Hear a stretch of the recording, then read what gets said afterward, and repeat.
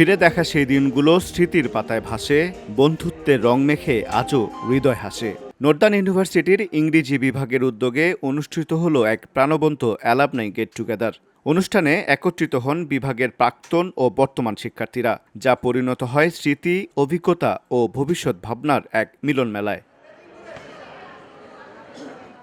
অনুষ্ঠানের শুরুতেই প্রাক্তন শিক্ষার্থীরা তাদের বিশ্ববিদ্যালয় জীবনের নানা স্মৃতিচারণ করেন। পাশাপাশি বর্তমান শিক্ষার্থীদের দক্ষতা উন্নয়ন, কেরিয়ার গঠন এবং বাস্তব জীবনে প্রস্তুতির নানা দিক তুলে ধরেন তারা। এ সময় শিক্ষকবৃন্দ তাদের অনুভূতি ব্যক্ত করেন এবং শিক্ষার্থীদের প্রতি দিক নির্দেশনামূলক বক্তব্য দেন।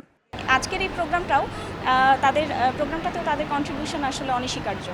I always tell them do everything but always keep in your mind that you need to study well. Extracurricular activities are of course necessary, but you need to be attentive, to be regular, to do good, to do well in your exams, because CGPA result of course it is mandatory to compete in this world. Yeah.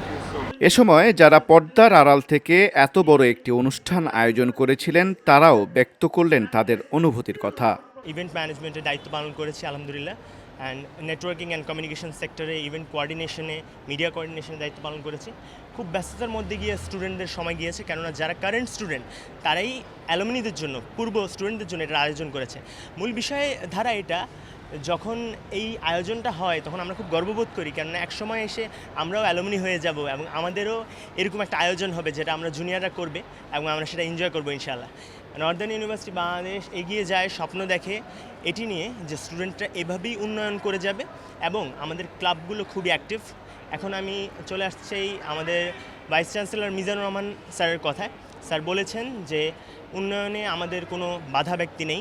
পরবর্তীতে আয়োজন করা হয় জাঁকজমকপূর্ণ সাংস্কৃতিক অনুষ্ঠান, যেখানে প্রাক্তন ও বর্তমান শিক্ষার্থীদের স্বতঃস্ফূর্ত অংশগ্রহণে পুরো পরিবেশ হয়ে ওঠে প্রাণবন্ত ও আনন্দঘন। গান, নৃত্য ও পরিবেশনায় মেতে ওঠেন সবাই। আমার নিজস্ব একটা নদী আছে।